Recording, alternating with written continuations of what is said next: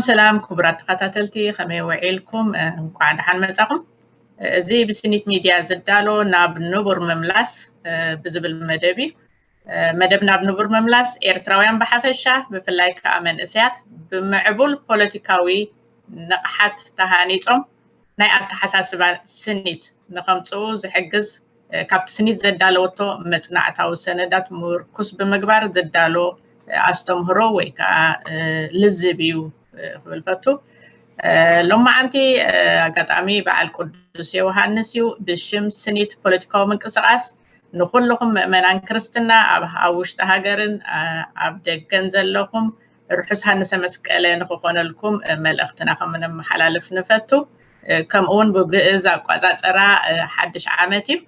نخلكم دمار رحس حدش عامت نمنا معلتي نايلومي أرستنا امنتن سنيتن ويكا فيس ان ناشونال هارموني تبل مالتيو اذا عند علامه نايزي على محتت قد امنت ويكا هيمانوت اب حد حبرتسب اب ايرترا بمصر هاجراو سنيت نمهد حساسي مالتي نايلومي غاشانا دياقون يوحنسيو كمون مس دكتور إبراهيم سراج نداتلازوبو زغربلنا زته خنقبرينا لهم معنت مالتي دياقون يوحنس بمقنعات بعال قدس يوحنس نشتي ملأخت تحلفو على كاتوقينو عدل كبكا مجمري قدمي عاقن مس سمعتنا نختل عليه عدل كبكا thank you الراشي حقنا في تجبر اللي مسجون سلتي استجبر اللي عدم عند مسجونكو ملوء شمين معارجين دياقون يوحنس جبره هوتي بحال أب بيت كريستيان أرثوذكس توحدو أب عباي بريطانيا أب كتما مانشستر يجلجل بزي مخنيات عبي زخونة بعلنان كمخاء حدش عامتن كحلفو زدلي ملأختي نملا حزبي إرترا انقع أبصحنا ندابلكو عامت السلامن عامت سنيتن فقرن كخونلنا نداتمنخو زلو شجرنان سببانان أبكساد حزبي إرترا أب حزبنا زلو أرعوتن تسيرو بحدش زخونة منفس نساقاقرو عامت كخون يمنه كموخا أب ماخل هاجرنا أب عدوم بزي فتحي بسبب زتأثرو أب محيور أب فقدو بزحت قدا قدي زركبو أبوتاتنا ديوم أيتاتنا حواتنا أحاتنا نخلهم انقع نابزي قدس زخانة بعلنا أب تصحبكم اندابلكم እግዚአብሔር ዘሳጋግረሉ እዋን ስለዘሎ ብዙሓት ኣብ እስር ቤት ዝነበሩሉ ዘበን ይሕሊፎም ብዙሕ ዓቢ ዘደንቕ ተኣምራት ዝገበሩ ደቂ ሃገርና ይኹን ካብ ታሪኽ ዓለምና ንመሃሮ ነገር ስለዘሎ እታ ብርሃን ትመጻሉ ግዜ ፀበባና ከዓ ዝውዳእሉ እዋን ቀረባ እዩ እንዳበልኩ ደጊመ ንመላእ ህዝቢ ኤርትራ ንህዝብና እንኳዕ ኣብፀሓና ይብል ንዓኺ ከዓ የመስግን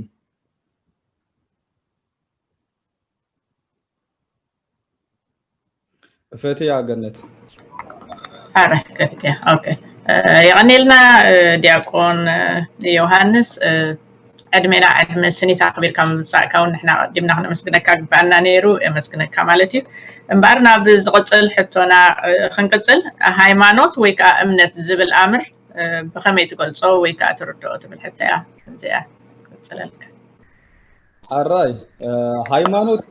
زبل عامر كمرئة خلنا مجمرة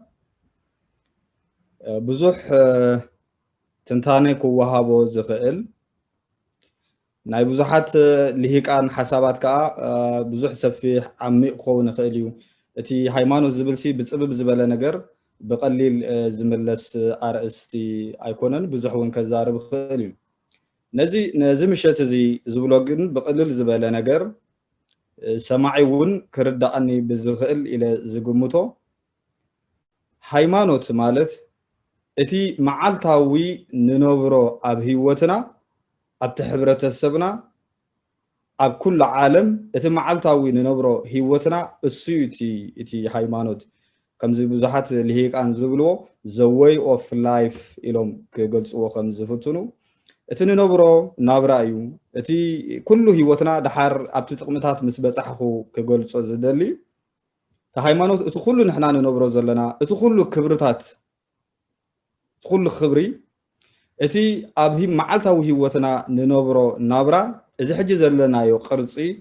ብምሉኡ መሰረቱ ካብቲ ሃይማኖታት ዝወፀ ዝተበገሰ እዩ ዳርጋ ብዘይ መፅናዕታዊ ደኣ ኮይኑ እምበር ብግምት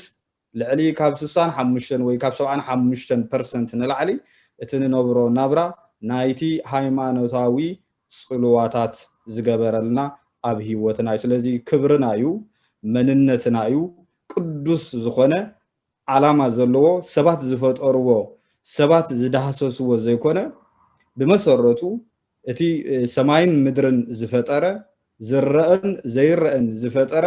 እቲ ቅዱስ እግዚአብሔር ኣምላኽና ናይ ኣምላኽ ዓላማ ደቂ ሰባት ከዓ ከም መምርሒ ከምዚ ብቅልል ዝበለ ንመረድኢ ክኸውን እቲ ናይ ማኒፋክቸር ናይ ሓደ ትካል ዝወሃበና ሜኑ ዝበሃል ነገር እሱ እቲ ናይ ሓደ ሕብረተሰብ እቲ ሃይማኖት ንሱ እዩ እቲ ከመይልና እቲ ኣናባብራና ንሱ እቲ ሃይማኖት ንብሎ ዘለና ስለዚ ብብዙሓት ኣረኣእያ ክርእይዎ ስለ ዝኽእሉ ሰማዕትና እውን ዝተፈላለየ ናይ ርድኢት ክህልዎም ስለ ዝኽእል ብቅልል ዝበለ ንኩልና ከሰማምዓና ይኽእል ዝብሎ እዚ መስለኒ ዝተረፈ ግን ናቱ ካልእ ነገራት ኣብቲ ውሽጢ ምስ ኣተኹ ክትንትን ይቀለለይ ይቀኒየለይ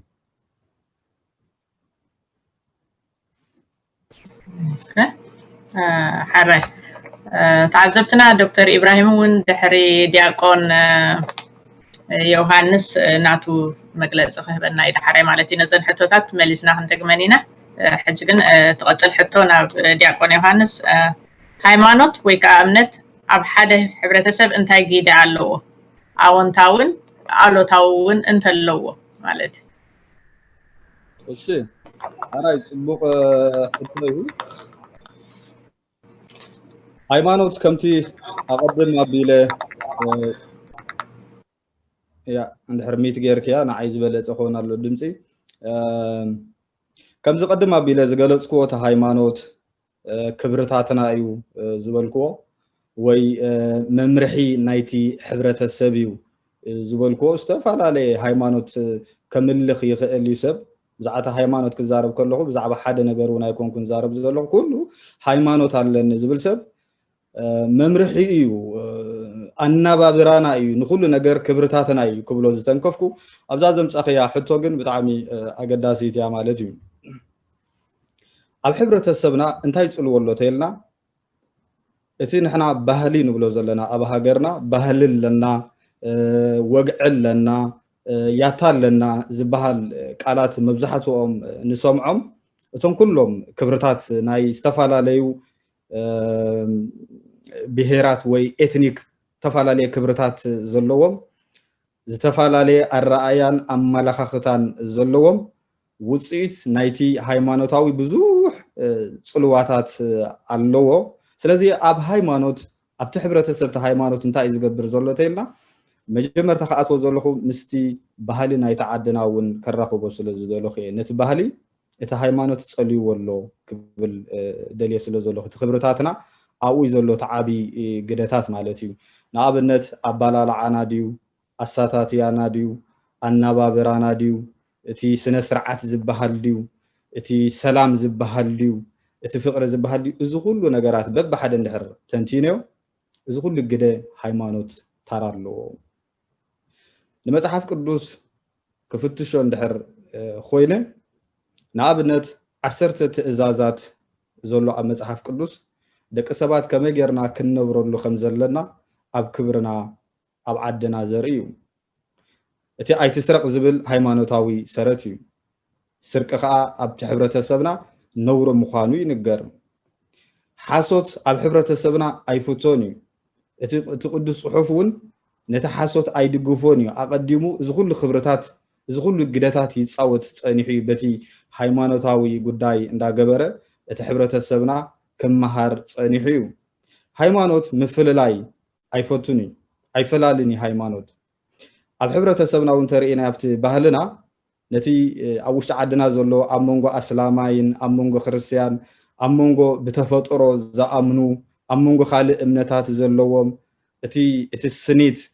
اتي فقري اتي مكببار كنرئي خلنا قده نايتي هايمانوت عبد صلوا كم زخونة أبتي حبرة السبنا بقللو بفلاي اتي عدمي عبيز بلسب هايمانوت أب حدا حبرة السب كندمنتاي صلوا خم زلوه كردا أي خيلي اتي أب حبرة السبنا زلو ناي معدن بلو كبر انترئينا يا حجي مصحف قدساوي أبت بلوي كيدا نايدك إسرائيل امنتهم نرخبو أيهوداو امنت نرخبو ناب كريستنا انت مزيناون أبت مصحف قدس تقميط زلوي اتي ناي كبر زبحر ناي معدي أب حبرة السبنا زلو نمعدي كندمنتاي كبر يهبو كندمنتاي فالي يهبو حبرة السبنا اندحر رئينا تفاقيركا سدرابيت بحادة ناي ممقاب قربا بتخاص أويعها بحادة ناي ممقاب ندخاتات مصواع እቲ ኣብ ሃይማኖት ዘሎ ሕጂ ዝትንኩፎ ዘለኹ ኣብ ሃይማኖት ዝርከብ ክብርታት ዝغሉ ኣብታ ሃይማኖት ከም ዝመፀ እቲ ቻሪቲ ትበሃል ኣብዚ ሕጂ ዓለም ኣብዚ ምዕብል ዓለም ንሪኦ ዘለና መሰረቱ ሃይማኖት ዙርያ ኣብ ኩለን ሃይማኖት ከም ዝረኣኹ ኣነ በቲ ንእሽተይ ዓቕምናተይ ከም ዝረኣኹ ኣይሁዳዊ እምነት ቻሪቲ ይቕበል ክርስትና ቻሪቲ ይቕበል ምስልምና ቻሪቲ ይቕበል ንድኻታት ሓገዝ ማለት እየ ሰላም ክህሉ ኣብ መንጎ ሕብረተሰብ እቲ ሃይማኖት ይምህር ክብርታት ይህብ ሰላም ዝብል ኣብ ሃይማኖትና ንሪኦ ሕጂ ንኣብነት ንሰላም ተማሂርና ክነምፅኦ ንኽእል ኢና ተማሂርና ንሰላም ድዩ ንኻልእ ንስኒት ድዩ ክነምፅኦ ንኽእል ኢና ዝብል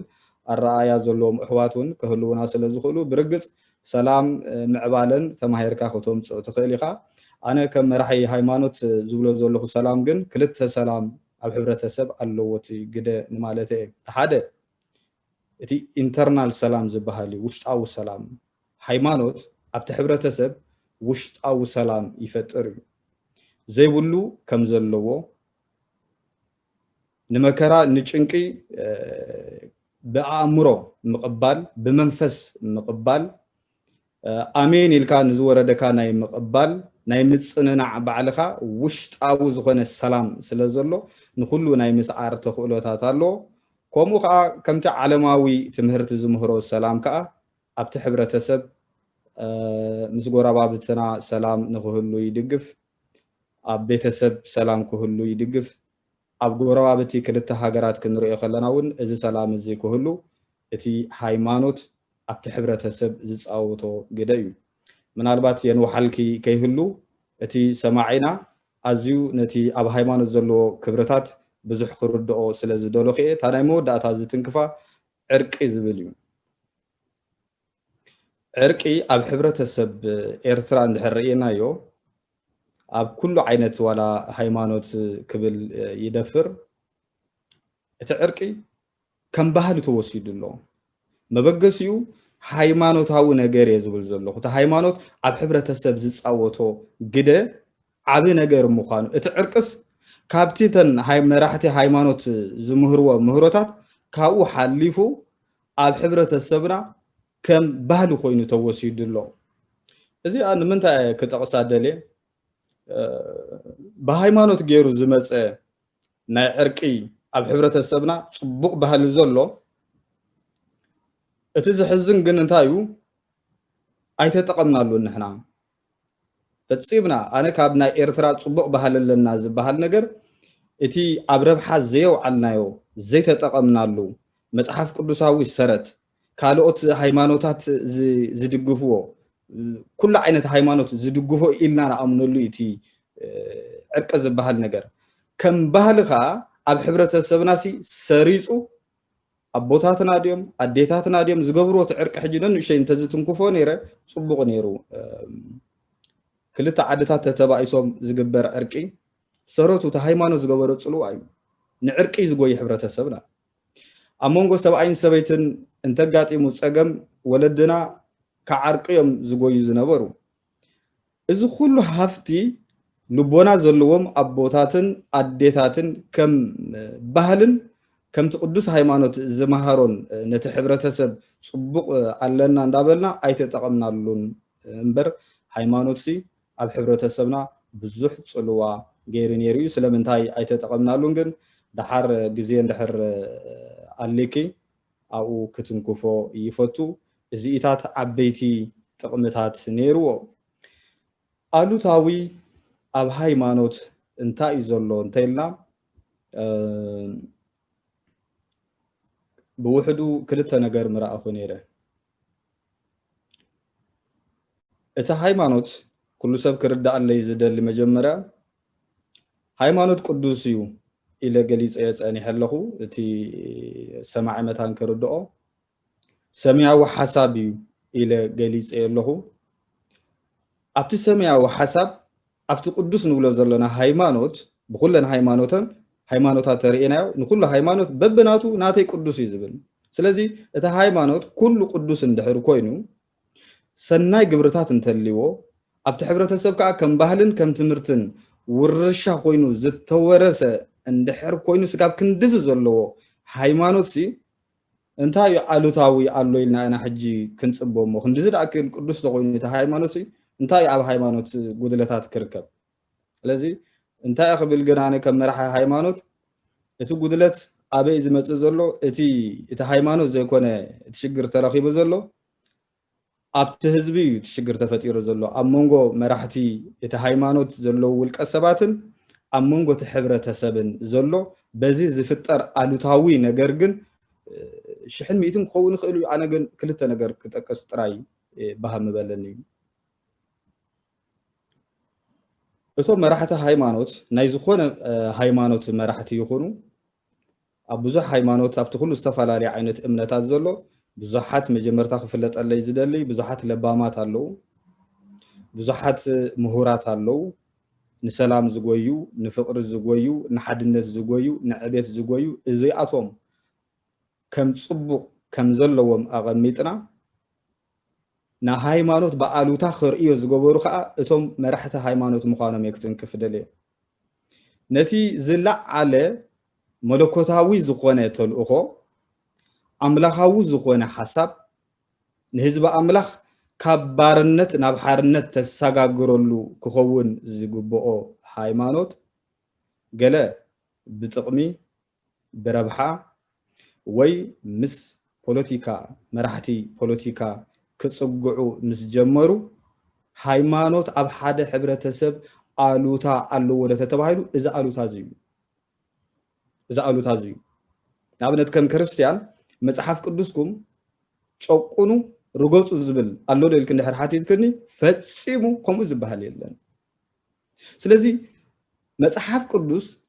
ንጭቆና ዘይቅበሎ እንድሕር ኮይኑ መጽሓፍ ቅዱስ ፀቕጢ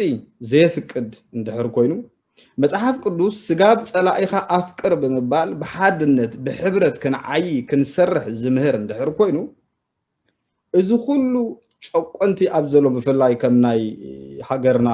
ሃገር መሳልን ካልኦትን እቶም ቶታሊታርያን ጋቨርንመንት ዘለዎን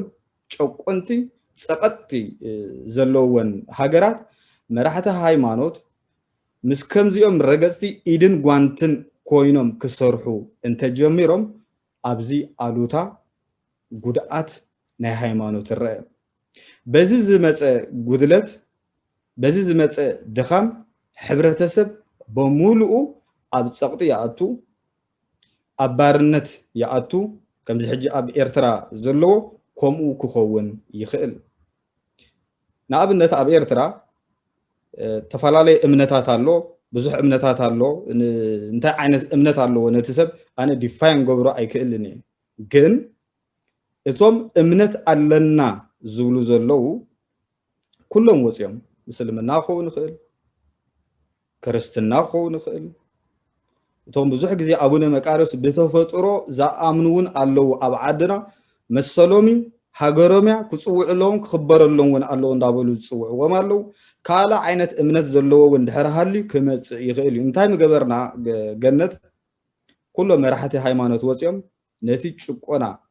ብሓንሳብ ክኹኑን ወኪኢሎም ነይሮም እንተዝኾኑ ከም ኣብነት ሓቢሮም እየ ዝብል ዘለኹ ኣብ ክንዲ ሓደ እምነት ሓቢርካ ወፅኦም ነቲ ጭቆና እንተዝቃለስዎ ነይሮም እዚ ሕጂ እንዳገበለ ዝኸይድ ዘሎ ስርዓት ንበሎ ኣብ ዓድና ዘሎ መሪሕነት ኣብዚ ሕጂ ዘለዎ ደረጃ ከብፅሖ ኣይምኽኣለን ሕጂ ብተዘዋዋሪ እንታይ ዝብል ዘለኹ ሃይማኖት ንዓመፅ ጌጋ ክብል እንተዘይክኢሉ ድኽመታቱ እዚ እዩ ቤተ ክርስቲያን ትኹን መስጊድ ትኹን ኣነ ከም ኣገልጋሊ ኣፈይ መሊእ ዝዛረበሉ ስለቲ ሕብረተሰብ ክዛረባ ዘይክእላ እንድሕር ኮይነን እቶም መራሕቲ ሃይማኖት ኣነ መራሒ ሃይማኖት ኮይነ ብዛዕባ ሃገረይን ብዛዕባ ውፁዓትን ብዛዕባ ድኻታትን ኣብ ቅድሚት ወፅአ ክዛረብ ዘይክእል እንተኮይነ ወይ ምስቲ ጨቋኒ ሓቢረ ይጭኩኖ ኣለኹ ነቲ ሕብረተሰብ ወይ ከዓ ወዲ መንጎ ኮይነ የጉድዖ ኣለኹ ሕጂ እንታይ ዝብል ዘለኹ ንሕናኮ ምስ ፖለቲካ የለናን ምስቲ መራሕቲ ሃይማኖት ኢና እምበር ኣብቲ ፖለቲካ የለናን ኣብቶም ዝድግፉ የለናን ኣብቶም ዝቃወሙ የለናን ዓይነት ዝብል እንድሕር ኮይኑ እቲ እምነት እዚ ልኡም እምነት ንሕብረተሰብ የባላሽ እዩ የውቅዕ እዩ ካልእ እውን ዘይምልከቶም ሰባት ኣብቲ ሃይማኖት ኢዶም እንዳእተውሉ ከለዉ ከም ድልየቶም እንዳዘርዎ ከለዉ መራሕቲ ሃይማኖት ዓገብ ኢሎም ጠጠው ከብሉ ዘይክእሉ እንድሕር ኮይኖም እውን እቲ ሃይማኖት እቲ ቅዱስ ዝበልናዮ ሃይማኖት እቲ መለኮታዊ ዓላማ ኣምላኽ እዩ ኢለ ክዛረበሉ ዝፀናሕኩ ሃይማኖት ፍሉይ ኢልና ንዛረበሉ ቅዱስ እዩ ኢልና ንምህረሉ እዚ ቅዱስ እዚ መጋበርያ ናይ ረብሓ ዘለዎም ሰባት እንዳኾነ በኣሉታ እቲ ቅዱስ ሃይማኖት በኣሉታ ክጥመት ስጋብ ዝኽእል ደረጃ ይበፅሕ ማለት እዩ ኣነ ሰማዕተይ መጀመርታ ኣይተሓዙለይ እንዳበልኩ ከም ናተይ ኣብዚ ሕጂ ሰዓት እቲ ኣሉታውነት እቲ ብዓድና ዘሎ ሃይማኖታት ንብሎ ዘለና በኣሉታ ክጥምቶ ከለኹ ካብ ኣብዚ ዓዲ እንግሊዝ ዝነብረሉ ዘለኹ ካብ ሂማን ራይት ዝበሃል ትሕቲኡ ወሪዱ ኣሎ ካብ ሂማን ራይት ወሪዱ ኣሎ ካብኡ ንታሕቲ ክኸይዱ ኣሎ እንታይ ደኣ ክኸውን ትፅበየ ነርካ ሃይማኖት እንድሕር ኢልክኒ ሃይማኖት ቅዱስ እንድሕር ኮይኑ ናይ ሰማይ ነገር ይሓስብ ኣብ ምድሪ ዘሎ ከዓ ከይውፃእ ዓመፅ ከየጋጥሞ ዝከላኸል ክኸውን ዝግብኦ ምስቲ ዝዕምፅ ዘሎ ስርዓት ምፅጉዕ እሞ ዝገደደ እዩ ማለት ስለዚ ሂማን ራይት ሒሹሎ ክብል ደልየ ብኣመለኻኽታ ናይ ዓድና ጎዲሉሎ እዚ ከዓ ካብ ትምህርቲ ምጉዳል ዝመፀ እዩ ክብል ይኽእል መራሕቲ ሃይማኖትና ናብቲ ዝለዓለ ጥርዚ ክበፅሑ እንድሕር ኮይኖም ካብዚ ዘለናዮ ደረጃ ኩሉ ዓይነት ሃይማኖታት ክውስኽ ኣለዎ ይብል ግን ከየን ዋሓልኪ ብዙሕ ክበሃል ስለዝከኣል እንዳተሰኮፍክ እየ ኣብዚ ጠጠው ከብሎ ገነት ሓቲ ሓራያ ብፅቡቅ ብጣዕሚ ፅቡቅ መብርሂ ነይሩ ዝያዳ ኣብዚ ፖለቲካ ናይ ዓድናስ መራሒ ሃይማኖት ኣብ ፖለቲካ ይኣቱን እዩ እንዳተባሃለ ብዙሕ ተኣሽምታት ኣሎ ማለት እዩ ተፀጊዖም ዝርእዩ መራሕቲ ሃይማኖት ኣለዉ ንዓኻ ፅቡቅ መብርሂ ክትህበና ፀኒሕካ ኣውራት መራሒ ሃይማኖት እዩ ከዓ ፀገም ከም ዘለዎ ምስ ሓቂ ጠጠው ክብል ከም ዘለዎን ምስ ውፅዕ ከዓ ጠጠው ክብል ከም ዘለዎን ክኸውን ዝግብኦሞኒ ፅቡቅ ትምህርቲ ኢኻ ክትበና ፀኒሕካ ናብ ትቕፅል ሕቶይ ንምቕፃል ሃይማኖት ወይ ከዓ እምነት ብፖለቲከኛታት ወይ ሰብ ረብሓ ብኣወንታ ወይ ብኣሉታ ይምዝመዝ እዩ ስለምንታይን ብኸመይን ዝብል መብርሂ ዶ ምሃብካኒ ያ ኣራይ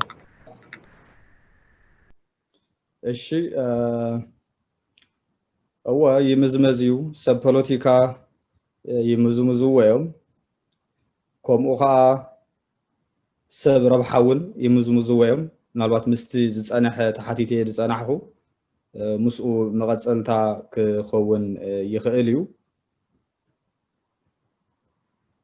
እምዝምዝዎ ሰብ ፖለቲካ ቀዳምነት ካብ መላእ ዓለም ንመሃሮ ንመን እዮም ክቋፃፀሩ ዝደልዩ ተይልና ነቲ ሃይማኖት እዮም ክቋፃፀርዎ ዝደልዩ انتهى خوينا لهم نتي هايمانوت سب بوليتيكا وي سب ربحا كوقاص اصرو زدليو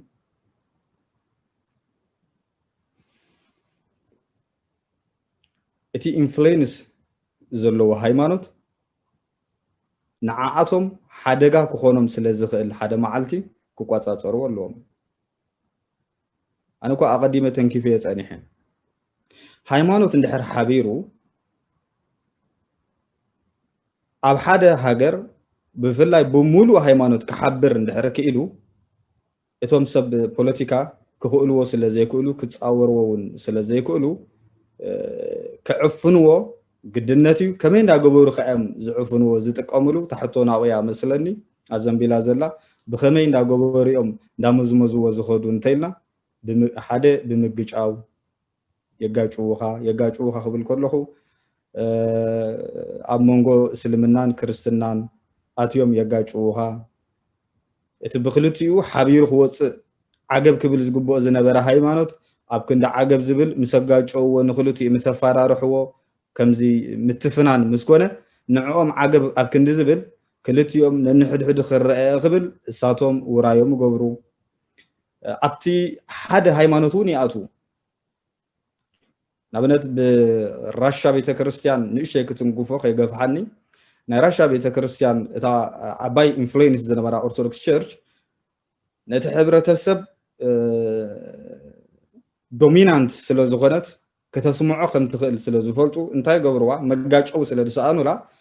اما اخلا اتيوم توم ناي كومينيست ابكل تخفيلوما اجسا تابيت كريستيان نن حدا كتسححب كلا اتوم سو بوليتيكا تزحاتتكيو سرحو مغبرو مالتي سخات غاچو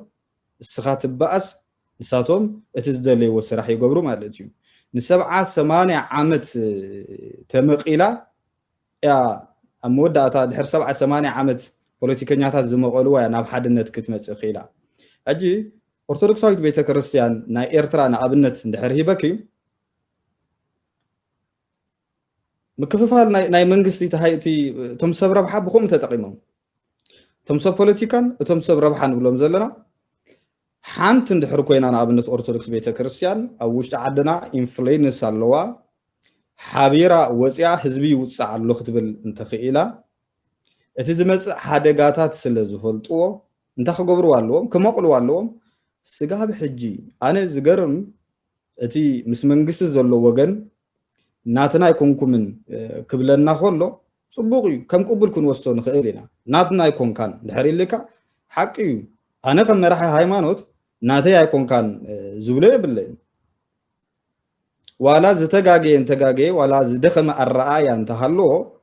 ولا بهايمانوت نعي مسلني اي مسلني كم راح هايمانوت انا ناتي يكون كان كبلو زغل ولا حنت يبلي كله ناتي كنسكوم زلنا يزغون ነገር انت هلو ስለዚህ እቲ መንግስቲ ዝተዓወተሉ ግን እንታይ እዩ ኣብ ስደት ውን ሓቢርና ታ ኦርቶዶክስ ሓንቲ ኮይና ነቲ መንግስቲ ትገብሮ ዘለኻ ዓገብ ኣብ ክንዲ ንብሎ ኣብ ውሽጥና ስለ ዝኸፋፈላ ምስቶም ዝቃወሙ ዘለው ይሕዋትና ውን ኣብ ደገ ኢና ንራኸብ እምበር ኣብ ሕብረት ኣብ እምነት ክንራኸብ ኣይንኽእልና እንታይ ዘምፅኦ እንድሕር ኢልኪ ኣነ ባዕለይ ኣነ ኦርቶዶክስ እንዳበልኩ ከለኹ ኣነ ወድታ ተዋህዶ ቤተክርስትያን እንዳበልኩ ابتي زعبيتني زولدتني ناي طنت زخونت ارثوذكساويت بيتكريستيان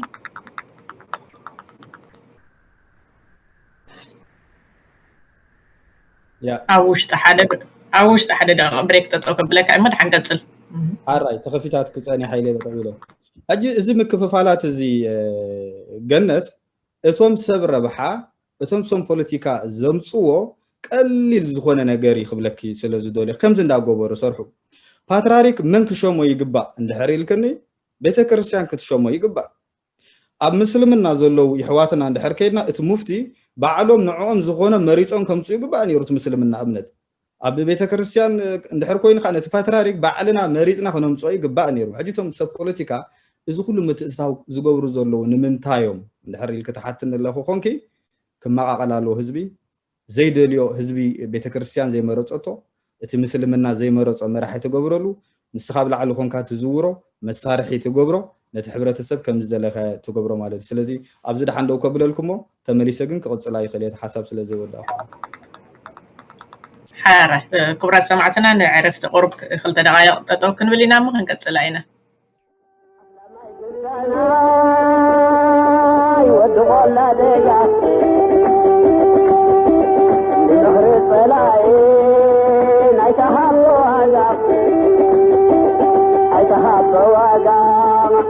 كي تكون علاقة